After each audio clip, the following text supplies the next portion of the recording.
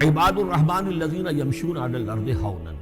اللہ کے بندے وہ ہیں جو زمین پر چلتے ہیں تو آہستگی اور نرمی کے ساتھ، قدم مار کر نہیں چلتے، اکڑ کر نہیں چلتے، بلکہ یہ کہ معلوم ہوتا ہے فروتنی کے ساتھ چل رہے ہیں، اور یہ اپنے آپ کو آقا نہیں سمجھتے، مالک نہیں سمجھتے، بلکہ غلام سمجھتے ہیں۔ اللہ کے غلام ہیں، عباد الرحمن ہیں، اللہ کے بندے ہیں، تو غلاموں کی طرح چلتے ہیں، وہ اکڑ کر نہیں چلتے۔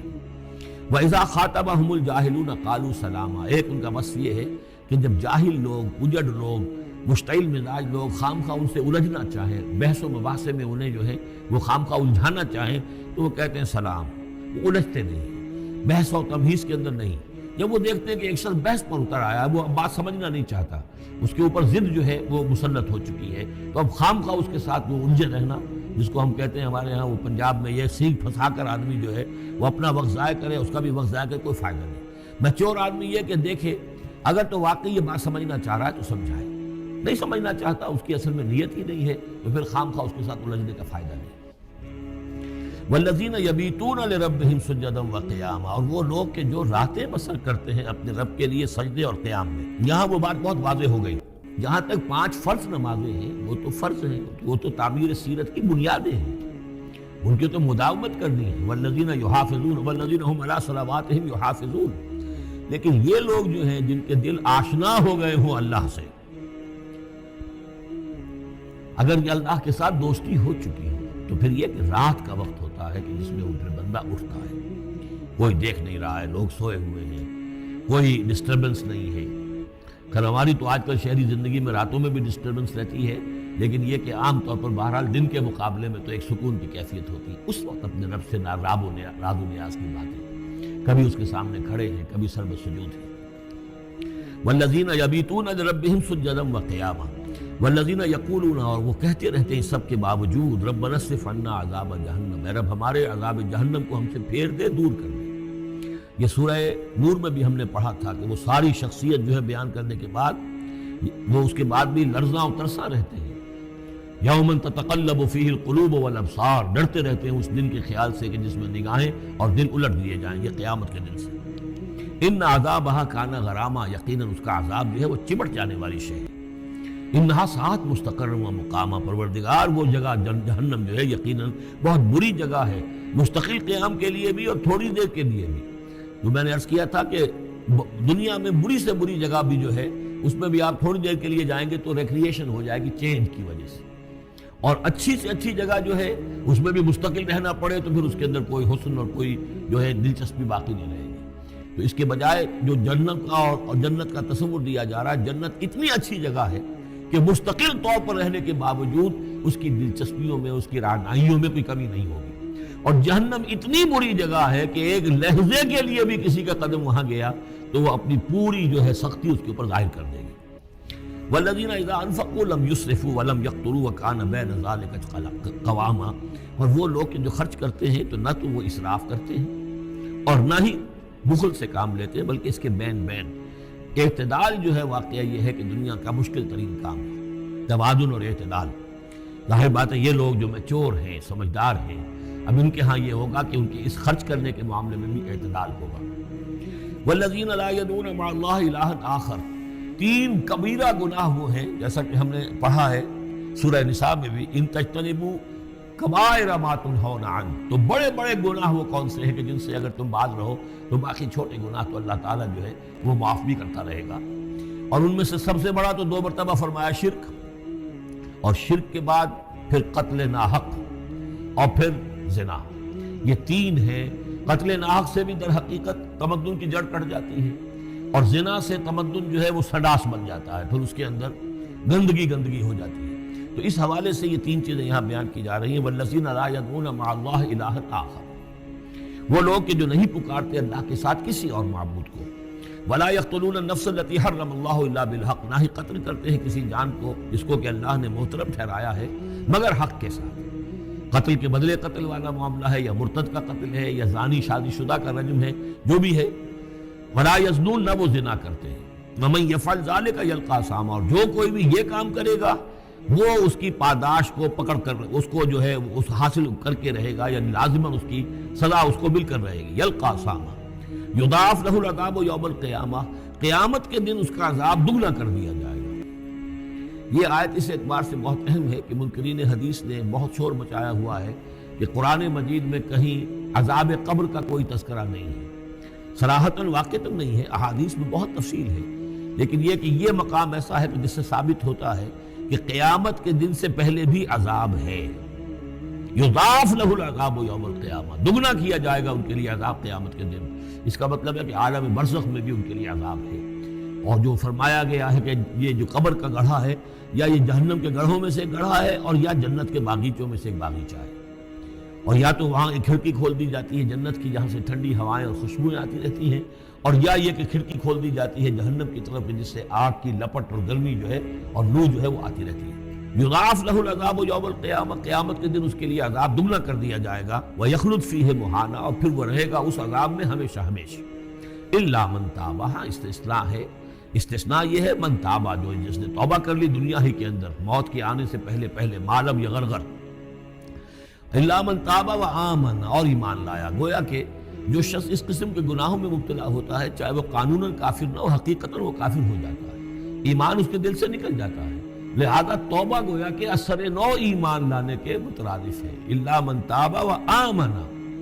وعمل عملا صالحا،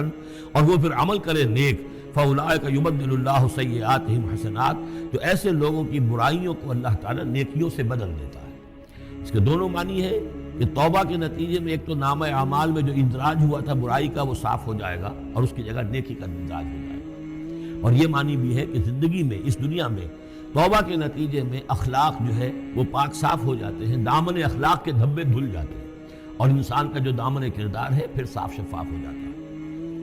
وَكَانَ اللَّهُ غَفُورًا رَحِيمًا، اور اللہ تعالیٰ غفور الرحیم ہے۔ وَمَن تَابَ وَعَمِلَ صَالِحًا، اب دوبارہ تکرار کی گئی، اور جو توبہ کرے اور پھر نیک عمل کرے، فَإِنَّهُ يَتُوبُ إِلَى اللَّهِ مَتَابًا، تو وہ ہے کہ جو توبہ کرتا ہے اللہ کی جناب میں جیسا کہ توبہ کرنے کا حق ہے۔ توبہ کی تسبیحیں ہو رہی ہوں، استغفار کی تسبیحیں ہو رہی ہوں، اور آیت کریمہ کے ختم ہو رہے ہوں 1.25 لاکھ کا اور لاکھ کا، لیکن حرام خوری جوں کی توں جاری ہو، وہ سارے غلط کام ویسے کہ ویسے جاری ہو، وہ کوئی توبہ نہیں ہے، اس کا کچھ حاصل نہیں۔ والذین لا یشهدون الزور، اور وہ لوگ کہ جو جھوٹ کے پر موجود بھی نہیں رہتے، جھوٹ کی گواہی والی بات نہیں ہے یہاں، لیکن جھوٹ کی گواہی تو گویا کہ اس کے اندر خود بخود امپلائڈ ہے، یعنی ان کے اندر صداقت اور حق کے ساتھ اتنی غیرت ہوتی ہے کہ جہاں کوئی جھوٹ کا گزر بھی ہو وہاں وہ اپنی موجودگی بھی پسند نہیں کرتے۔ جھوٹ کا دھندا ہو رہا ہو، جھوٹ کا کاروبار ہو رہا ہو، جھوٹ بولا جا رہا ہو، یہ وہاں پر ان کی غیرت اور حمیت جو ہے صداقت کے ساتھ اور سچ کے ساتھ وہ اتنی ہے کہ وہ وہاں موجودگی بھی اپنی برداشت نہیں کرتے۔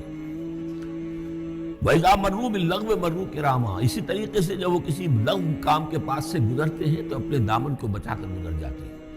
دیکھیے وہاں بھی تھا سورہ مومنین کو شروع کی آیات میں وَالَّذِينَ هُمْ عَنِ اللَّغْوِ مُعْرِضُونَ، کہ جو لغو سے اعراض کرتے ہیں، اور یہاں یہ کہ اس کے پاس سے اگر گزر ہو بھی جائے اتفاقاً، خود تو قصد کرنا جو ہے بہت دور کی بات ہے، اس کا کوئی امکان ہی نہیں، اتفاقاً آپ راستہ چل رہے ہیں اور دیکھ رہے ہیں کوئی مداری کا تماشا ہو رہا ہے، آپ کا کوئی ارادہ نہیں تھا، لیکن وہاں رکیے بھی نہیں، وہاں سے جو ہے اپنے دامن کو بچاتے ہوئے نکل جائیے۔ والذین اذا ذکروا بآیات ربہم، اور وہ لوگ کہ جن کو جب ان کے رب کے آیات کے ذریعے سے نصیحت کی جاتی ہے، سمجھایا جاتا ہے، لم یخروا علیہا صما وعمیانا، تو نہیں گر پڑتے اس پر بہرے اور اندھے ہو کر۔ اس کے بھی دونوں معنی ہیں، ایک تو یہ کہ مخالفت پر اندھے بہرے ہو کر کمر کس لینا جیسے کہ قریش کر رہے تھے، تو گویا کہ تعریض ہے، ان پر ایک تنزیہ انداز ہے یہ لوگ جس طریقے سے کر رہے ہیں وہ معاملہ اللہ کے بندوں کا نہیں ہوتا۔ لیکن یہ دوسری طرف یہ بات بھی ہے کہ آیات قرآنیہ کو بھی اندھے بہرے ہو کر تو نہیں پڑھنا ہے اور سننا ہے، بلکہ غور کرنا ہے۔ افلا یتدبرون القرآن ام علی قلوب اقفالها، تو کیا یہ قرآن کی آیت پر تدبر نہیں کرتے؟ وتدبروا فیہ لعلکم تفلحون، تدبر کرو تاکہ تم سمجھو۔ تو اس طریقے سے محض جو ہے وہ قرآن مجید کو بھی اندھے بہرے ہو کر جو ماننا جو ہے اس سے بھی بہرحال عباد الرحمن جن کی یہاں تعریف کی جا رہی ہے ان کے مقام سے وہ جو مقام ہے ان کے مرتبے سے فروتر ہے۔ والذین یقولون ربنا ھب لنا من ازواجنا وذریاتنا قرۃ اعین، اور وہ لوگ جو کہتے ہیں کہ اے رب ہمیں اپنی بیویوں اور ہماری اولاد کی طرف سے آنکھوں کی ٹھنڈک عطا فرما، یعنی یہ کہ جس راستے پر ہم چل رہے ہیں ہماری اولاد ہمارے گھر والے بھی اسی راستے پر چلیں تاکہ ہماری آنکھیں ٹھنڈی ہوں۔ ایسا نہ ہو کہ میں تو اللہ کے دین کے راستے کی طرف چلنے کی کوشش کر رہا ہوں اور اولاد کسی اور طرف کو دور لگا رہی ہے، تو ایک کشاکش ہے۔ پھر یہ جو صورتحال جو ہے فرکشن گھر کے اندر پیدا ہوتی ہے، تو اللہ تو ہمیں ہمارے گھر والوں سے آنکھوں کی ٹھنڈک عطا فرما، اور آنکھوں کی ٹھنڈک ظاہر بات ہے عباد الرحمن کی کن چیزوں میں ہوگی کہ وہ بھی اللہ کے بندے بنے، اللہ کی بندگی کے راستے پہ اختیار کریں۔ وَاجْعَلْنَا لِلْمُتَّقِينَ اماما، اور ہمیں متقیوں کا امام بنا۔ اس کا یہ مطلب نہیں ہے کہ امامت کی طلب ہے، بلکہ یہ کہ ہم خود امام ہیں۔ ایک شخص اپنے گھر کا سربراہ ہے، امام ہے، تو اے اللہ جن کے ہم امام ہیں انہیں متقی بنا دے۔ اس لیے کہ ظاہر بات ہے کہ میدان حشر میں جب ہم چلیں گے تو اس ایک شخص کے پیچھے اس کی اولاد چلی آ رہی ہے، اور معلوم ہو کہ وہ تو جہنمی ہیں جو چلے آ رہے ہیں، یہ خود تو بہرحال ایک نیک آدمی تھا، نہیں، ہمارے پیچھے جو ہماری نسلیں آئیں اے اللہ انہیں بھی متقی بنا۔ جن کے ہم امام ہیں، جو ہمارے پیچھے ہیں، جن کے کہ ہم دنیا میں جیسے کہ فرمایا ہے ایک حدیث میں بھی آتا ہے کلکم راعٍ وکلکم مسئول عن رعیتہ، تم میں سے ہر شخص کی حیثیت ایک چرواہے کی ہے، اور اللہ نے کچھ نہ کچھ مخلوق جو ہے اپنی اس کے چرواہے کے حوالے کی ہے۔ تمہاری اولاد ہے، تمہاری بیوی ہے، یہ گھر کنبہ ہے، یہ تمہارا جو ہے یہ گویا کہ تمہارے متبعین ہیں، تمہارے فالوورز ہیں، تو اللہ ہمارے فالوورز کو متقی بنا دے، اور ہماری جو امامت ہے وہ متقیوں کی امامت ہو۔ اولئک یجزون الغرفۃ بما صبروا، یہ وہ لوگ ہیں کہ جن کو بالا خانے ملیں گے ان کے صبر کی جزا میں، انہوں نے صبر کیا۔ ظاہر بات ہے کہ اللہ دنیا میں بے شمار مواقع آتے ہیں حرام خوری کے، ایک بندہ مومن بچتا ہے، بہت سے مواقع پر اللہ تعالیٰ موقع دے کر آزما لیتا ہے کہ ذرا سی بھی اس کے اندر کمی ہو تو پھر یہ نکل جائے کسی غلط راستے کی طرف۔ انسان جو ہے صبر کرتا ہے، جذبات کو روکتا ہے، اپنی خواہشات کو روکتا ہے، شہوات کو تھامتا ہے، ان تمام چیزوں کو سنبھال کر یہ سب گویا کہ پوری زندگی صبر ہے۔ تو بما صبروا اولئک یجزون الغرفۃ بما صبروا، یہ وہ لوگ ہوں گے کہ جنہیں بدلے میں ملیں گے بالا خانے جنت کے ان کے صبر کے عوض۔ وَيُلَقَّوْنَ فِيهَا، ان کا استقبال کیا جائے گا وہاں جنت میں، ان بالا خانوں میں، تحیۃً وسلاما، سلام کے ساتھ اور دعاؤں کے ساتھ۔ خالدین فیہا، وہ رہیں گے اس میں ہمیشہ ہمیش۔ حسنت مستقرا و مقاما، بہت ہی عمدہ ہے وہ جگہ، مستقر کے طور پر بھی، مستقل قیام گاہ کے طور پر بھی، اور مقامہ تھوڑی دیر کے لیے بھی۔ تو یہ گویا کنٹراسٹ ہے۔ جہنم کو فرمایا ساعت مستقرا و مقاما، اور جنت حسنت مستقرا و مقاما۔ قل ما یعبأ بکم ربی، اے نبی ان سے کہہ دیجئے میرے رب کو تمہاری کوئی پرواہ نہیں ہے۔ یہ نہ سمجھو کہ میں تمہارے پیچھے اپنے آپ کو ہلکان کر رہا ہوں، تو میرے رب کو کوئی تمہاری ضرورت ہے؟ میری یا میرے رب کی کوئی ضرورت اٹکی ہوئی ہے تمہارے بغیر، وہ بات پوری نہیں ہوگی؟ یہ چھپر تم ہی اٹھاؤ گے تو اٹھے گا، ورنہ اٹھ نہیں سکتا، یہ نہ سمجھو۔ قل ما یعبأ بکم ربی لولا دعاؤکم، اگر نہ ہوتا تمہیں پکارنا۔ اللہ نے یہ بات اپنے ذمے لی ہوئی ہے کہ تمہیں خبردار کر دیا جائے۔ اللہ تعالیٰ وما کنا معذبین حتی نبعث رسولا، ہم عذاب نہیں بھیجتے رہے جب تک کہ رسول کو نہ بھیج دیں، اس لیے مجھے بھیج دیا ہے، میں لگا ہوا ہوں اس کے حکم سے۔ میں تمہاری گلیوں میں بھی تمہیں سنا رہا ہوں، تمہارے گھروں میں جا کر تم سے بات کر رہا ہوں، اکیلے اکیلے بھی بات کر رہا ہوں، ڈنکے کی چوٹ بھی کر رہا ہوں، لیکن یہ نہ سمجھو کہ کوئی اس میں میری غرض ہے یا میرے رب کی کوئی ضرورت ہے۔ قل ما یعبأ بکم ربی، میرے رب کو تمہاری پرہیزگاہ کے برابر کوئی وقت تمہاری نہیں ہے ان کے نزدیک۔ لولا دعاؤکم، اگر نہ ہوتا تمہارا پکارنا۔ فقد کذبتم، تو دیکھو تم نے جھٹلا دیا ہے۔ فسوف یکون لزاما، اب عنقریب یہ تمہارے ساتھ چمٹ کر رہے گا، یعنی یہ کہ اس کا جو عذاب ہے، اس کی جو پاداش ہے وہ تمہیں مل کر رہے گی۔